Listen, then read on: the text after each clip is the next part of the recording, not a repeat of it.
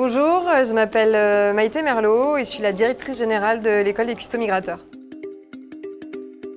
L'École des Customs Migrateurs, c'est une association, loi 1901, qui est un organisme de formation et CFA, avec la particularité de former et d'accompagner des personnes réfugiées au métier de la restauration. À la base de ce projet, il y a deux cofondateurs, Louis Jacot et Sébastien Prunier, qui ont créé les traiteurs Customs Migrateurs à Montreuil en 2015, lors de la crise des réfugiés en Syrie. Et puis en 2020, ils ont envie d'avoir un impact plus important et ils décident de créer l'École des Customs Migrateurs. La création de cette école des customs migrateurs a trois objectifs. Le premier, c'est de favoriser l'insertion des personnes réfugiées par l'emploi.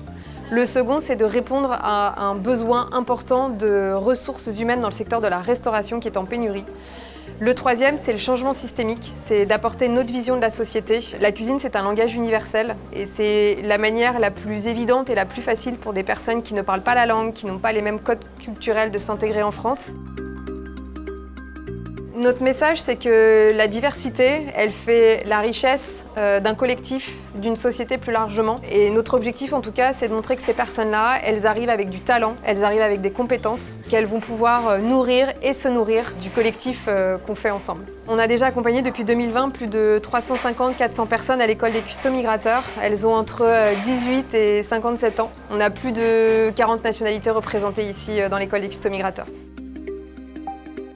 Derrière une recette, il y a l'histoire d'un pays, il y a l'histoire d'un individu, il y a l'histoire d'une famille, il y a l'histoire d'une communauté. Finalement, autour d'une recette, on se raconte et on parle de nous. C'est de faire en sorte que ces personnes puissent parler d'elles et trouvent leur place à travers la cuisine.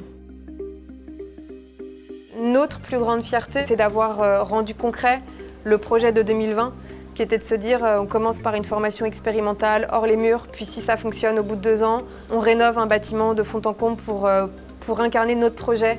Et je pense que notre plus belle victoire, c'est ce lieu-là et le fait de pouvoir accueillir de plus en plus de personnes. Moi, je dis souvent que c'est un laboratoire de société parce qu'on y met tous les ingrédients pour vivre ensemble.